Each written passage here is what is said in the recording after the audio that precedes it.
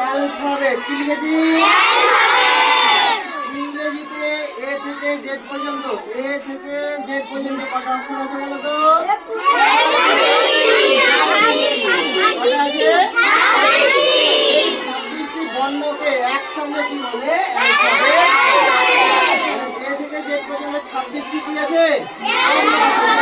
করে গুণ, তাহলে এ থেকে এ বি সি ডি এভাবে কটা আছে? 26টা বর্ণকে একসঙ্গে কি বলে? অ্যালফাবেট হলো কয়টি হলো? এই অ্যালফাবেটকে আবার দুই ভাগে ভাগ করা হয়েছে। কয় ভাগে ভাগ করা হয়েছে? একটা হচ্ছে ভাওয়েল, আরেকটা হচ্ছে ভাওয়েল মানে হচ্ছে স্বরবর্ণ, বাংলা হচ্ছে কনসোনেন্ট মানে হচ্ছে ব্যঞ্জন বর্ণ। স্বরবর্ণ কেমন? যেগুলো নিজে নিজে উচ্চারণ হতে পারে, যেমন এ, ই, আই, ও, ই। এগুলো উচ্চারণ করার সময় দেখো কোনো অন্য বর্ণের সাহায্য নেয় না, কি ভাওয়েল বা স্বরবর্ণ। এই ভাওয়েলগুলো ইংরেজিতে কয়টি আছে? কয়টি আছে? কি বলো?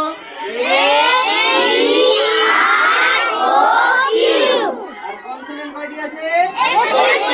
21টি। তার মধ্যে এই ভাওয়েলগুলো 5টা বাদ দিয়ে দিবে 26 থেকে, তাহলে বাকি 21টি হচ্ছে কনসোনেন্ট। মনে থাকবে? তারপরে দেখো এখানে ব্যঞ্জন বর্ণগুলো কিভাবে উচ্চারণ হয়েছে। ধরো এখানে আছে বি, এই বি উচ্চারণ করার সময় লাস্টে একটা অতিরিক্ত ই চলে আসছে, আসছে না? এই যে বি উচ্চারণ করতে গেলে একটা ই এর